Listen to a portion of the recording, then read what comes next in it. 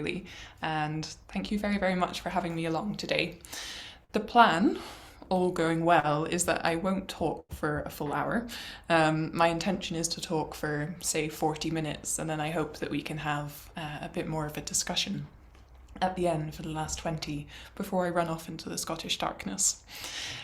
The title of my talk has been changed slightly as well from what was advertised, mainly because I want to talk about things in a different order from what I put up. So I'm going to go through what I'm now calling Undertaking Energy Justice Research and Practice, Challenges, Opportunities and Benefits in that specific order. So perhaps we start with the more negative aspects maybe, or challenging or mind-bending aspects, but then really end with the positives and why I think this is such an exciting area to be working in. I'll say as well, for those of you who don't know me as an academic, you might know me as a managing editor of a journal, so if there are any cheeky journal questions, you can sneak those in at the end as well. Ooh, nope, says no. There you go. Okay, without further ado, I don't want to spend too much time on this because I'm assuming you've come to a session on energy justice knowing something about energy justice. But I did want to reflect on just a really potted history of a little bit of evolution, which is around how we were articulating what it means to do energy justice research in the first place. So in early publications, such as the Macaulay et al. Paper in 2013, which I'm sure you've got printed on your bedroom walls as one of your favourites, we went with a kind of definition approach to what energy justice meant. We said in one of those lines that it was to provide all individuals across all areas with safe, affordable and sustainable energy. But it didn't take long before we changed our minds, and we thought that we could do a better job of saying what energy justice was, and therefore of doing research in this area. And that came pretty quickly in this Energy Justice, a Conceptual Review paper, which is the one I'm sure you've got printed on the other side of your ceiling in your bedroom. It's one of your favourites. And in that, we moved from this, strict definition to a more framework-based approach, which was there to start to articulate or allow articulations of how framings of justice can be very, very different and actually can be structured to ease that discussion, but might mean different things in different contexts. So you have, again, I won't talk about it for long, but these three tenets or more, depending on which framework you take, but looking at distributional justice, typically, recognition justice and procedural justice. And asking those in two ways, in an evaluative sense around what is happening at the moment, physically, what are the issues of concern, recognition, who are we concerned about and who's responsible for that, and then procedure, how are we making choices in the area of energy transition in particular, what are the processes involved, who's situated within those processes, and what are the outcomes. And then you have this normative second half, which says, okay, what should we do that we currently aren't doing already? And this gives the energy justice literature two main sets of contributions, at least. An evaluative piece that takes stock empirically of what's happening, but also a future-oriented piece by nature, which is asking what would a better alternative way of imagining the world look like? And so we claim that you have this past, present and future investigation role, and that energy justice framework allows variety, allows flexibility, allows different discourses in transition applications in particular. And that type of framework, amongst the many others, we have the octopus model that Benjamin Sovacool, I call it that is not its official name, but the eight-principled approach that Benjamin Sovacool came up with. You've got universal and particular justice, you've got cosmopolitanism, which I didn't talk about there, but it's on the list. But in all of those different shapes, you have a massive boom in energy justice scholarship. And this slide wins awards for being particularly ugly. It's not there to digest in a huge amount of depth, but it is there to show that we're trying to take stock of what's happening in this space and to use this moment of rapid acceleration as a pause point, effectively, to say what's going well, what's challenging, what's hard, what isn't, where are we covering, where are we not. And so this was a paper called The Methodologies and Geographies of Energy Justice, where we started doing some of the mapping of who's writing on this issue, what backgrounds, which geographical areas are they coming from, which methods are they using, and which parts of the world are covered. So I think we really are, as I wrote in the abstract for this talk, at a critical juncture in a number of different ways. We live in a world which I think is fairly broken in a lot of ways and which can be incredibly disheartening, but one in which we have to maintain hope. We live in a context of war, of climate change, where events keep rapidly happening that are challenging political discourses and action. And we live in a moment where scholarship is really growing in trying to make the world better. So, jumping off from that point, I want to talk about the actual practice of doing energy justice research as I experience it through the challenges, the opportunities, and the benefits. So starting on challenges, what I will say is, of course, there are many. That's depressing in and of itself. Maybe it's just the nature of research more generally. But what I'm going to do is just talk through a few select examples from my research practice, challenges that I've encountered, which I wonder if we can discuss if other people have felt the same or have come up with their own solutions too. So they're very much not exhaustive, but there is discussion points for when we get to the end of the talk. And the first one is the language of justice itself. And if anyone's ever heard me give a talk before, I often use the same example of this. In fact, there's lots, but let's go with the primary one that makes me laugh, which is, to this day, my mum has in her purse a little piece of paper, and on that piece of paper is the title of my PhD and roughly what it's about. It's changed now, obviously, my PhD was a while ago, but she still has it. And it's there because she wants to be able to explain to people what is meant by energy justice in this context, because she still can't wrap her head around it. So she basically gets out and reads it, which I think is pretty cute. But it's also symptomatic of the fact that for some people, this notion of justice means something. It's hard to translate, it's hard to understand. In the context of energy and justice, for some people, it feels very alien. And that comes through as well, even when you look at dictionary definitions of what justice means. You have it as a fairly legal concept, something to do with authority, power, punishment, criminality, law, jails, courts, etc. You then have a notion of justice that's associated with doing right as a person, or as, an actual practice of treating or representing people in particular ways. So the term itself is hard to measure, it's hard to define, it's sometimes legal when it's not meant in a legal sense, and in other contexts it doesn't always translate. There are some languages in which the notion of justice doesn't mean what it means here. And I think what that translates to as, actual academic research practice is a big role for researchers in spanning those different types of language, of also having real clarity about what it is that we mean, and in some cases, doing justice research without actually saying the word justice. The example from my PhD being around nuclear energy and speaking to people in the nuclear sector, where justice would have been really quite alarming for them with these legal connotations. So you can probe at the same issues perhaps without saying the word. Another example there would perhaps be around fuel poverty or energy poverty, which can be really stigmatizing for some people to label themselves as fuel poor or be labeled that way. But again, you can talk about related issues without having to use that language that has a very, very emotive outcome. So that's one experience that I've had, is just really being careful around clarification and also the practice itself and whether it should be said or not. The next challenge, I think, is around deliberation and power. And I've put up some quotes here from a workshop, a workshop that I did a couple of years ago, which was on oil and gas just transitions. And that was a 2-day workshop where it was intentionally cross-stakeholder. We had people from industry, people from policy, people from community groups, people from NGOs, charities, research organisations in every space that you can imagine in between.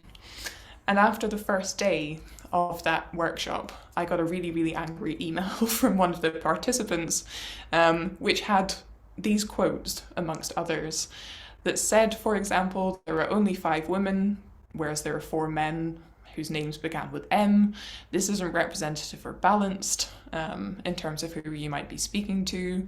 There wasn't care and attention given to the dynamic that's created in the group, particularly where you have people from a community organisation sitting alongside organisations like industry lobby groups or oil and gas companies. And then a statement at the end that we were also trying really hard to remain neutral in what was perceived as justice, what we were thinking justice meant in this context. But in the participants' view, staying neutral in itself was an act of defiance in a way to just outcomes. So where you have these spaces of deliberation and unequal power relations, which I think is often something that we actively try to seek in participatory research, you can often really come up hard against different people's views of who should and shouldn't be there, who should and should not be talking, no matter how well you mean your event to go. And so these unequal spaces, in some ways, really drive the challenge of neutrality and whether that can be something meaningfully and usefully retained. And kind of continuing that theme and building on that last bullet point in particular, I also think that there are real challenges in doing energy research in a context of extreme polarization, where, for example, you have things like decisions around whether to continue oil and gas, and I use examples here from the UK, where they've granted new licensing rounds for further oil and gas extraction, despite climate targets, despite lots of opposition, despite a climate crisis that's widely acknowledged and in fact that the government has signed up to as an emergency. And trying to find the nuance of justice within that is really, really hard, I think. So you have a government that's saying that we need to do this for energy security reasons, we're in a poor financial state. Actually, the continued expansion of oil and gas will help grow the economy, which will help protect vulnerable households. Or, on the full flip side, you have organisations like Just Stop Oil or Friday for the Future that are protesting against its continued use and expansion, and that this should stop now from a climate perspective.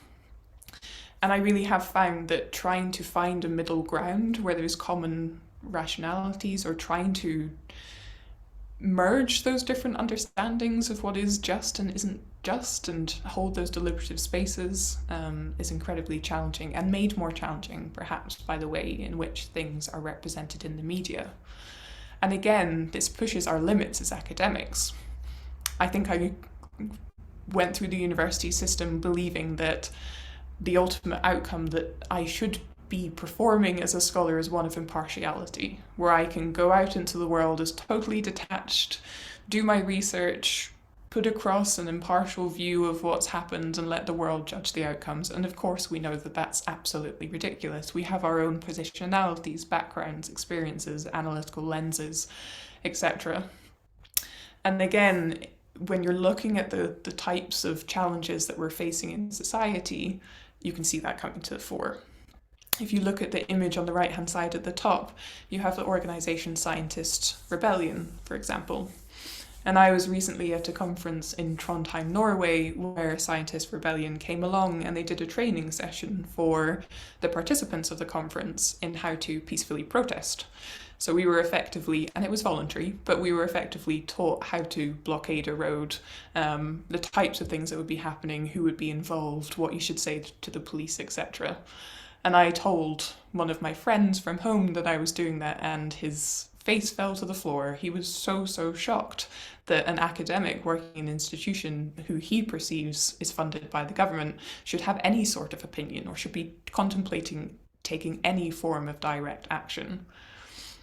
And I haven't gone that far yet. I'm not that bold, but I have participated in public letters. I've been featured in newspaper articles where I've made strong statements around oil and gas investment, and where I have to trade off my own positionality with evidence base with what I think the world needs, with how I hold research spaces, and constantly reflect on how all of those things come into balance.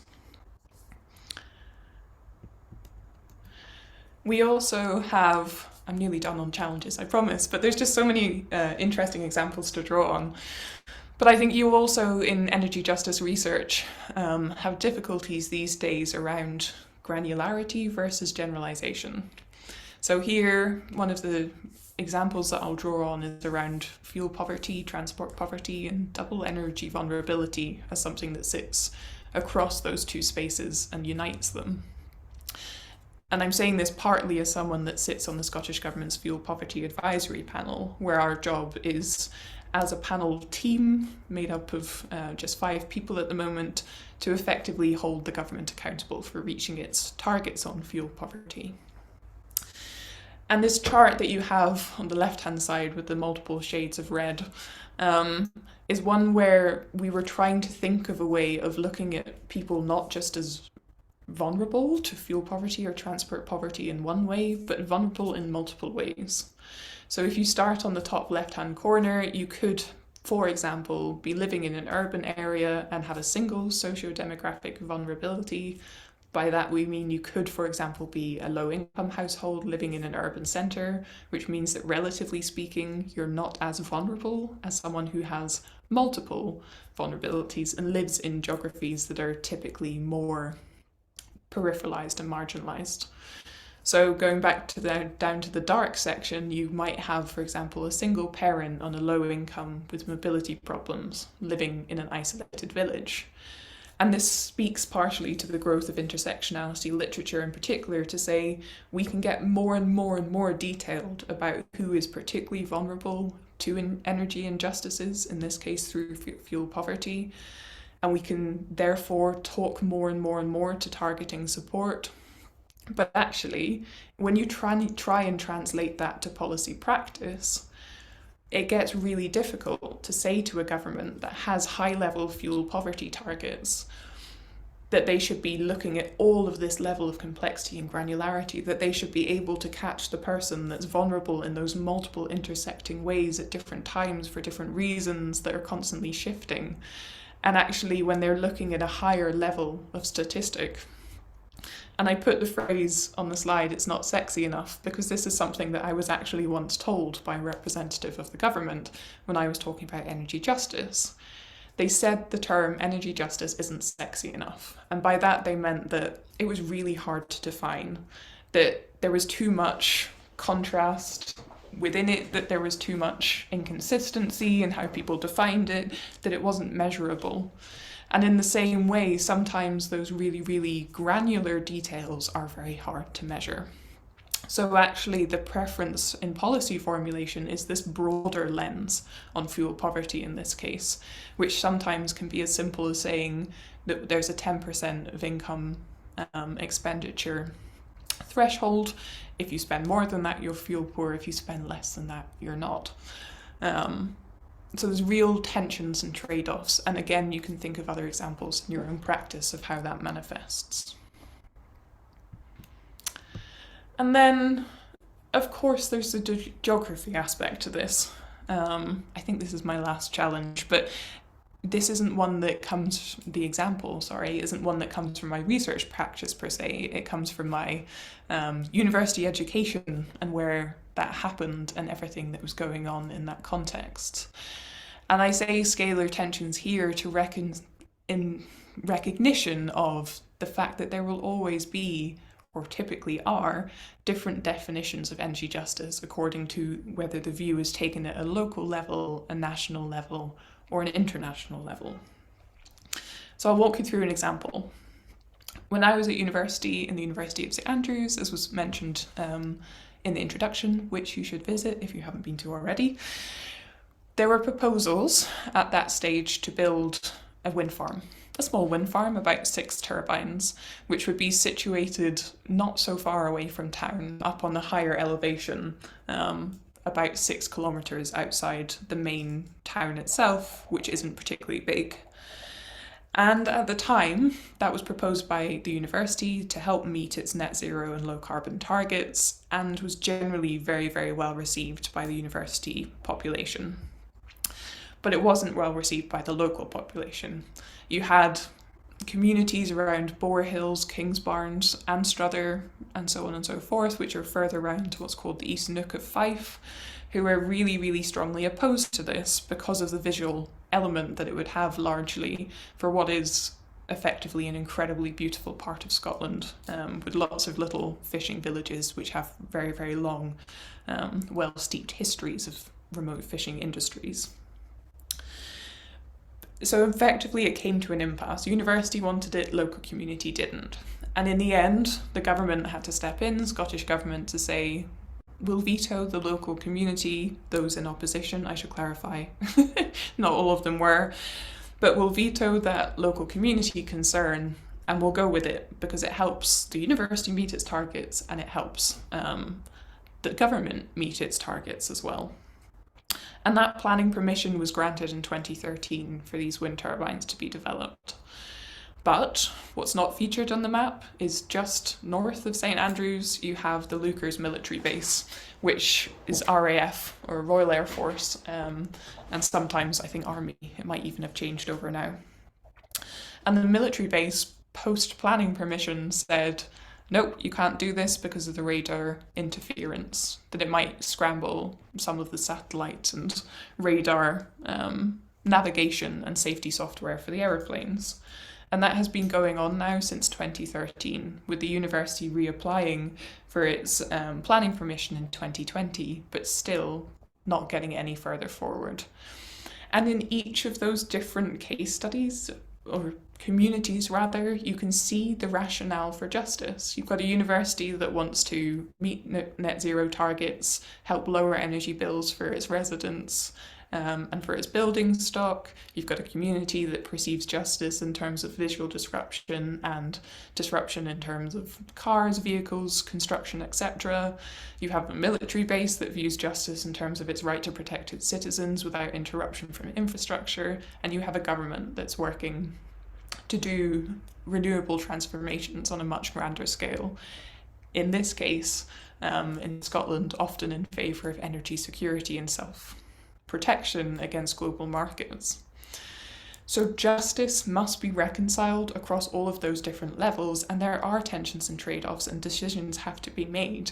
And as academics, I think it's often hard to try and synthesize those different levels, to try and map what's happening at each of them, to try and reconcile those different notions of justice, to create meaningful results.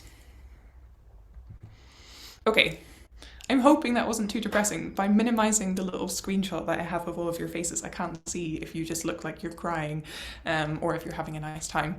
But to try and perk things back up again, let's do the flip side of that. Let's talk about the opportunities in justice research at the moment.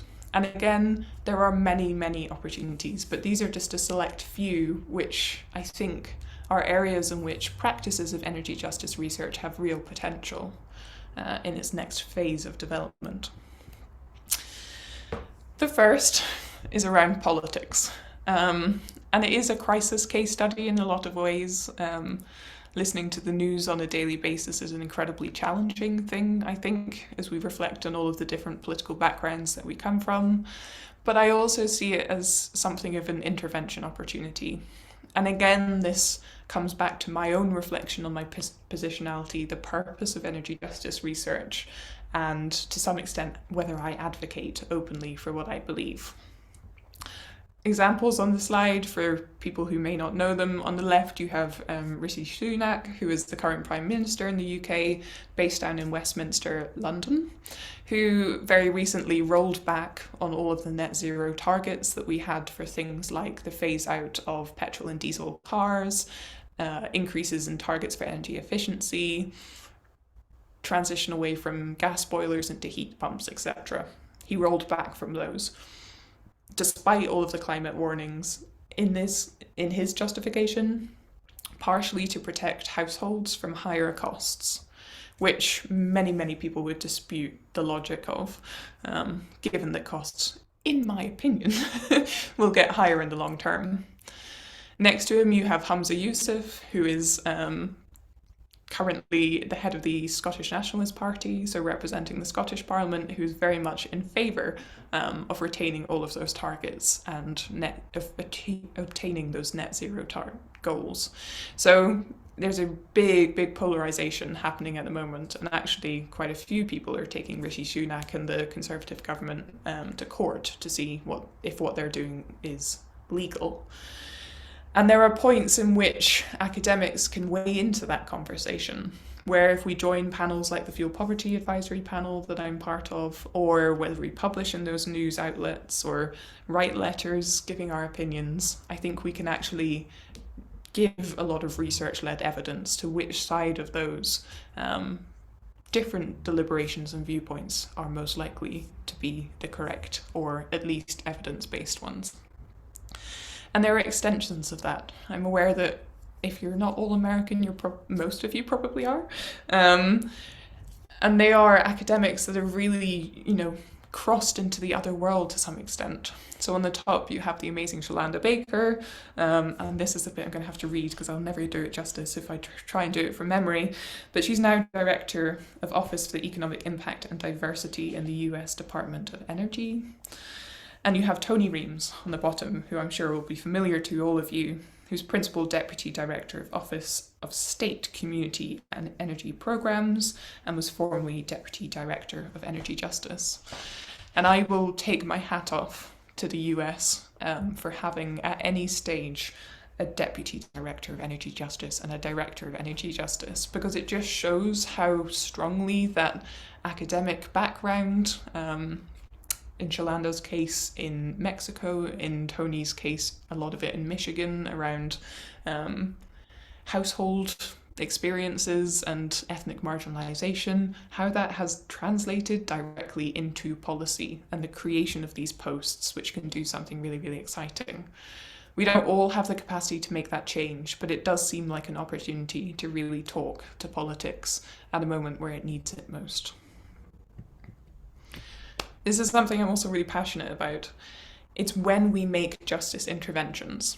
So I think a lot of, if you go back to that first table where I put up the evaluative and normative aspect of energy justice, a lot of the work that we do takes stock of what is happening, but there is definitely a massive gap around designing for justice before it comes to bear. So I'll choose two of the slides there, images there as examples in the interest of time. But on the left-hand side, you have the case study of electric vehicle charging. And some of the most frustratingly stupid examples that I've ever heard of are around how accessible those chargers are.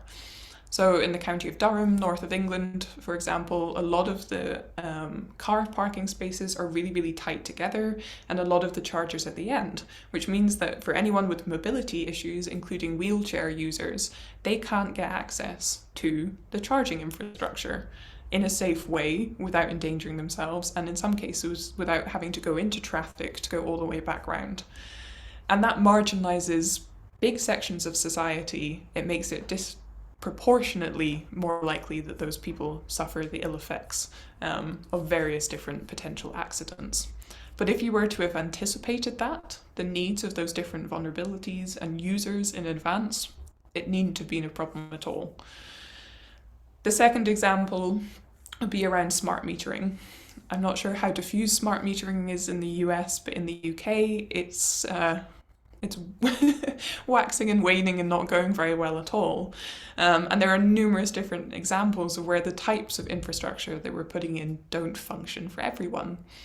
The whole thing is revolved around radio signals, which aren't particularly strong in some parts of the UK. I, for example, have a smart meter in my home that isn't smart because it can't pick up on signal. It doesn't work well in tower blocks. It doesn't work well for people with English as a second language. Very little of the infrastructure is designed for anyone that's blind or has other impairments, and so on and so forth.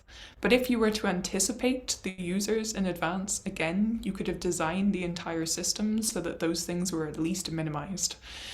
And whether we use, end user technologies in this case or other examples, there are definitely opportunities where we can intervene as justice scholars much earlier in energy systems and energy systems design to make sure that we get good outcomes.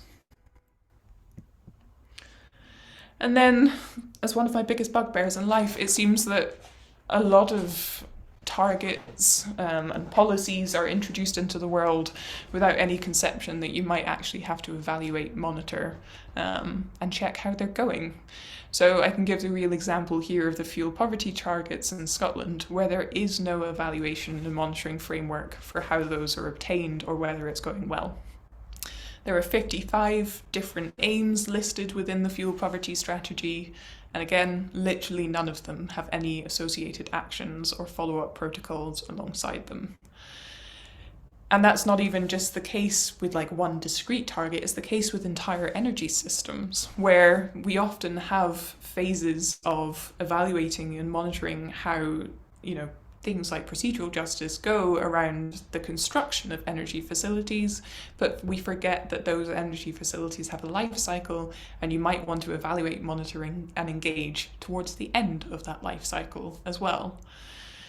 And again, I see a real role for energy justice scholars in developing some of those evaluation, monitoring, and life cycle frameworks so that we can think about embedded energy justices all the way through, and how we measure what is or is not a desirable outcome, particularly when you have things like fuel poverty targets, which sound good on the face, are incredibly difficult to achieve, and have to constantly evolve, given that there's contexts like a pandemic or a Ukrainian crisis and oil and gas shocks following that.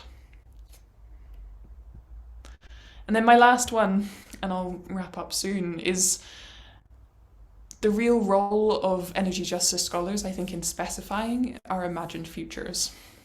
So any event that I go to, we often use the language green, low carbon, just, fair, participatory, net zero, and we, which I've just done, fallen into my own trap, as if those are things that are really easy to grasp, that mean the same thing to everyone, that are totally unquestioned.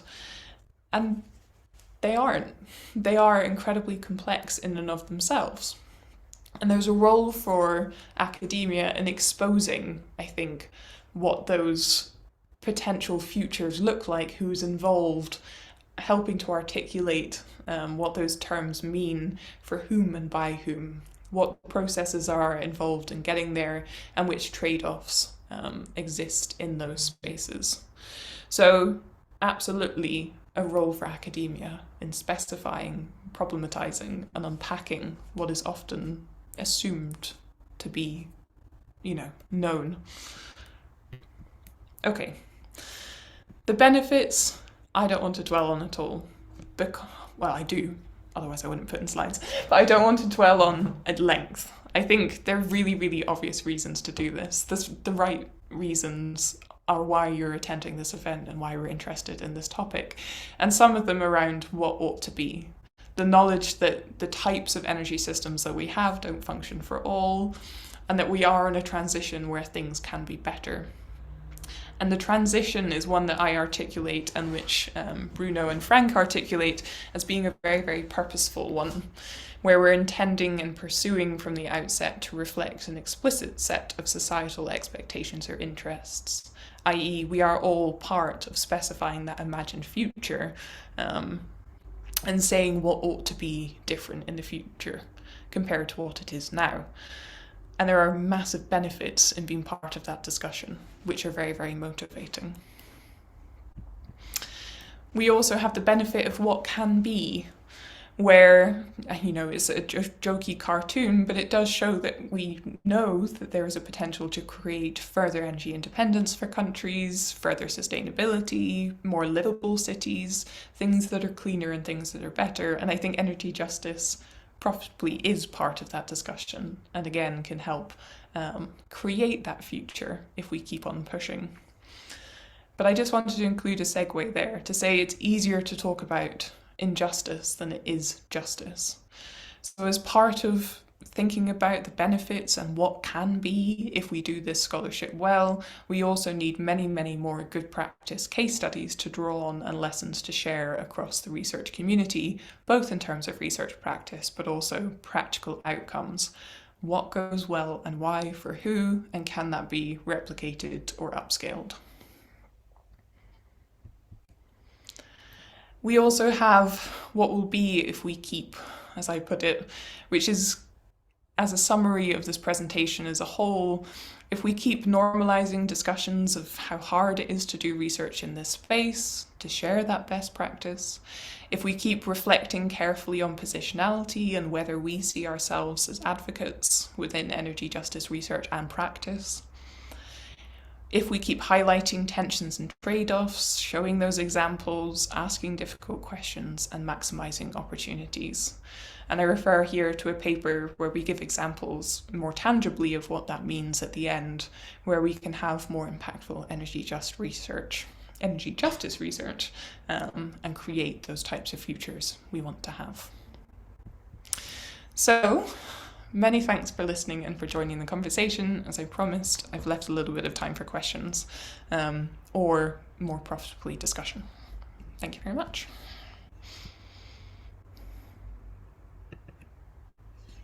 Thank you so much, Kirsten. That was a really amazing talk. I'm going to go ahead and allow participants to unmute themselves.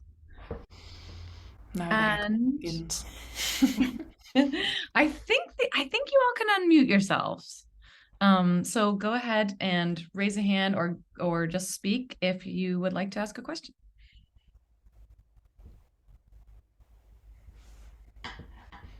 It's after 5 in Scotland, so I'm aware that I slurred lots of words. So you can have questions on what on earth did you try and say?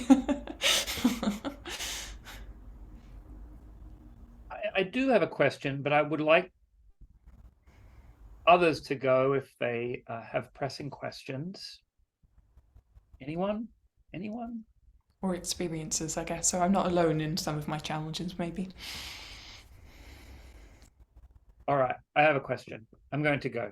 First of all, thank you so much. We were all, it wasn't as depressing as you might seem. I was actually chatting about this with Tony Reams at the last annual meeting as we were on our way to some scholarly exchange at a brew pub at the party we were hosting. If we look back maybe 5 or 6 years, there was this real surge of scholarship really focusing on energy transitions. And it feels like there has been this, monumental shift to EJ, right, energy justice work. And we were talking, and it seems like, a lot of folks are doing energy justice. As you were saying, whether, some folks are doing this type of work and not really classifying their research as energy justice. And a lot of folks are.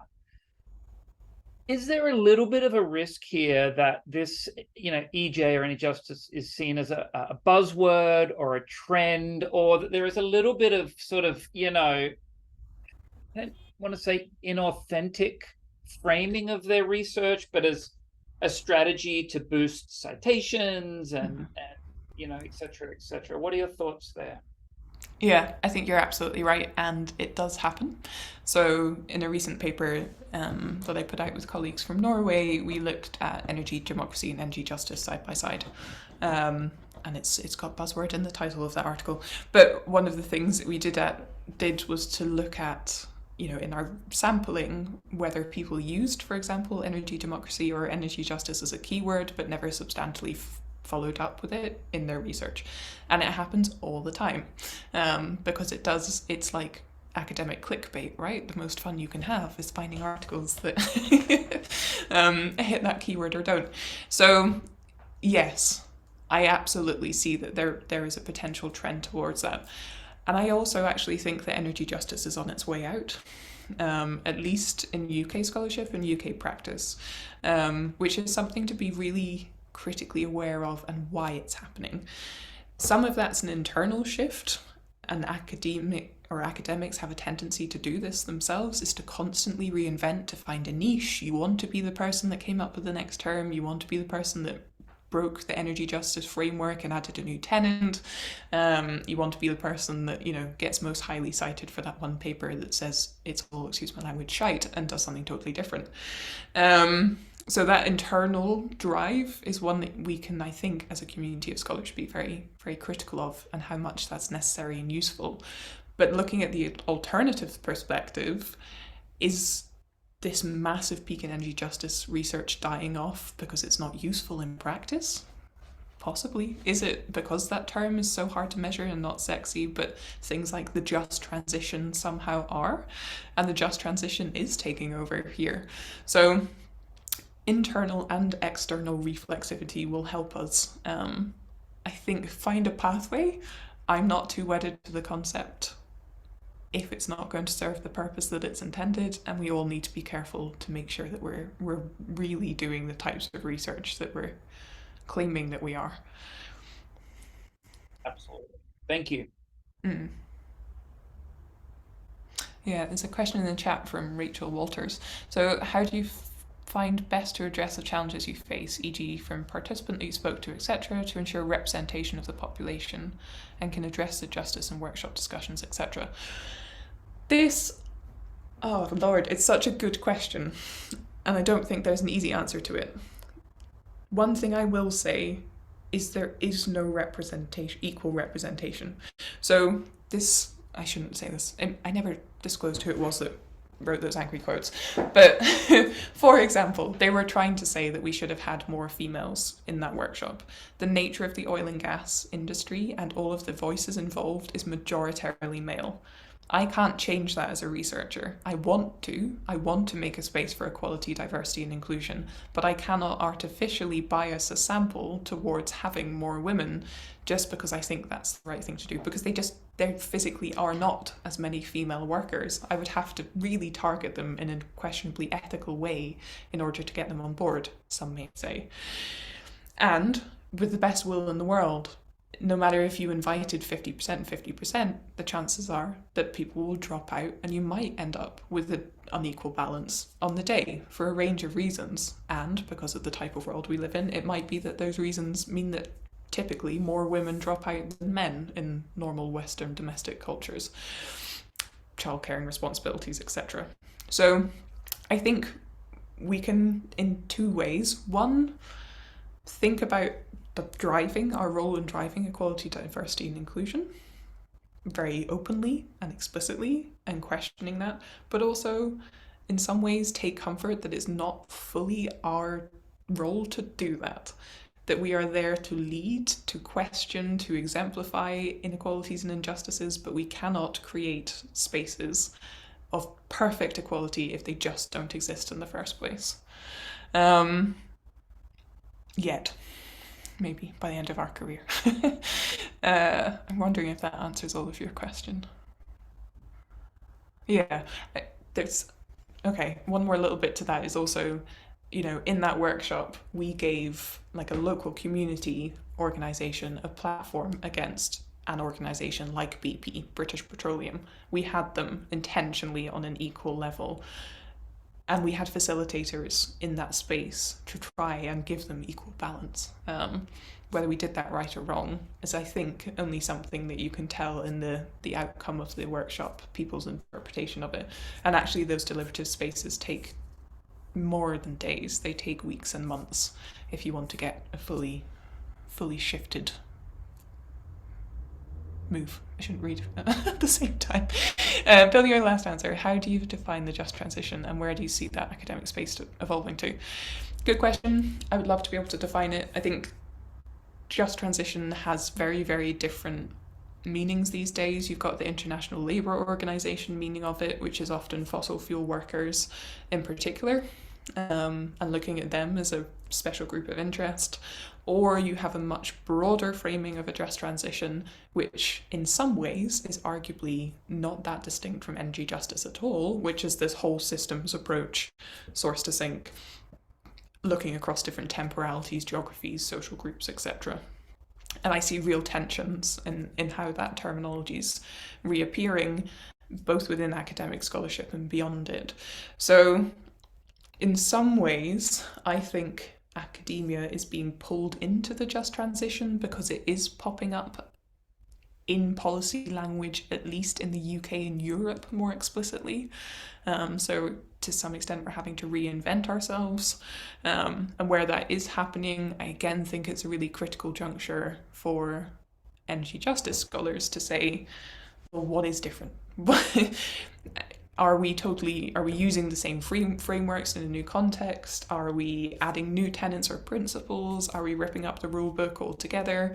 We don't quite have the answer yet, even if we're being pulled there by context and perhaps the temptation of shiny new niches.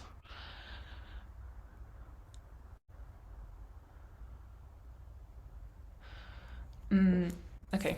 In the beginning, you defined energy justice in a somewhat distributional way, as access to a source of energy. What do you think of energy justice researchers, including those impacted by energy developments? Or is this transition research? Or is this also even better known as energy justice? You're right. Again, I think the definition that we started off in early scholarship was very, distributional to some extent, but also energy access and use. And probably relatively in keeping with the Sustainable Development Goal 7 in terms of its type of phraseology. And that evolved in itself, again, to think about energy justice across an entire life cycle, as I've mentioned a bit in passing.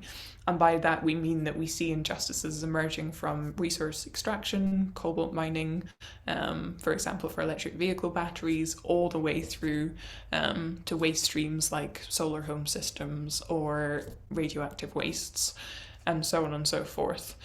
And if you take that wider lens, then it's distributional on a totally different scale. It's not access, it's every section of the energy life cycle. And it also begins to think about procedures in a different way, because there are next to no examples of how an entire energy system is governed from source to sink in a way that is conscious entirely of social justice outcomes or environmental outcomes. And this is, I think, where nation states have a real tension, because they have a responsibility for their personal inhabitants. If they have an energy resource, they have a responsibility to that or for that. But often when that's shipped overseas into the rest of that energy life cycle, it becomes an external problem. And so we can start to think of recognition and procedure as a much broader picture. Give you an example. Wouldn't it be great if the UK, for instance, decided whether it wanted electric vehicles based on whether it was responsibly mining for cobalt in various countries that comes from, and whether we actually had a fully costed and accounted for waste stream for batteries? We don't. We just assume that'll be fine and it'll be outsourced. Energy justice pushes you to think about how that shouldn't happen. I struggle with the scalar tensions you mentioned earlier, especially situating local opposition to clean energy projects that reduce carbon emissions, but are seen as poorly planned and poorly community consultation. Do you have any advice on how to navigate those tensions? No, please do all the research and come back to me. I think, less directly, there is a real way of thinking about alternative procedural mechanisms. So, give an example of a wind turbine again. Wind turbines have to go where the wind blows. They are, by necessity, unequal. They will be in some geographies and not in others.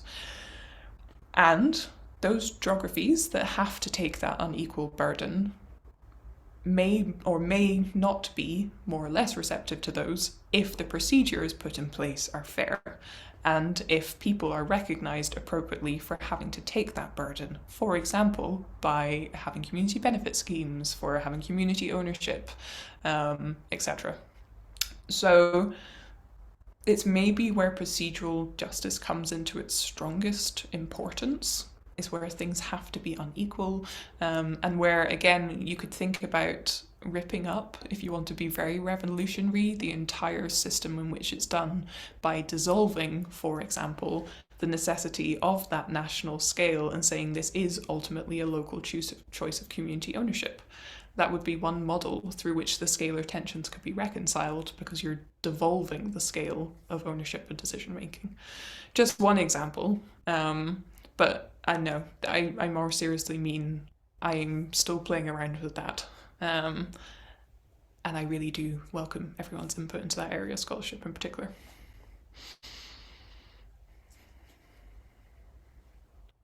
You're welcome. Probably have time for one more question from the audience. Any other thoughts out there?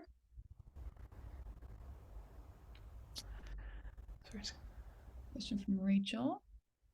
Do you find talking about whole systems thinking, source to sink thinking, gets confused with the energy system itself? Yes and no to some extent. I think within my PhD thesis, when I talked about this, you know, when you have to do those horrible sections on epistemologies and ontologies and your brain explodes and falls out your head, I was trying to reconcile, you know, a social science perspective on how to view an energy system with a more natural science perspective, to say that both realities exist and they can actually go side by side. So if we use the energy system itself as, you know, tangible jumping in points, we can then see systems of practices and behaviors around them that explain the social dynamics. So those both things to me aren't entirely separate. One is an apparatus for the other and vice versa. But I also think this comes down to the language of what we're trying to communicate to whom and how, and whether some people might actually find it easier to have that energy systems understanding and to use that as a jumping in point or a departure point, and where we don't necessarily have to question that if it still helps us get to the outcomes or points of saliency that we're looking for. I'll think about that though. That's a really good question. And that was a bad answer.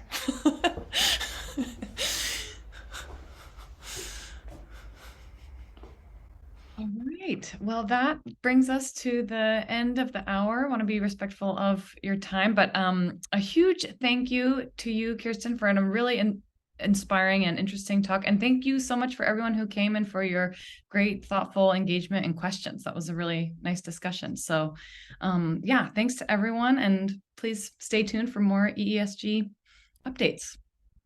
Thank you very much, all. Yeah, great to have you.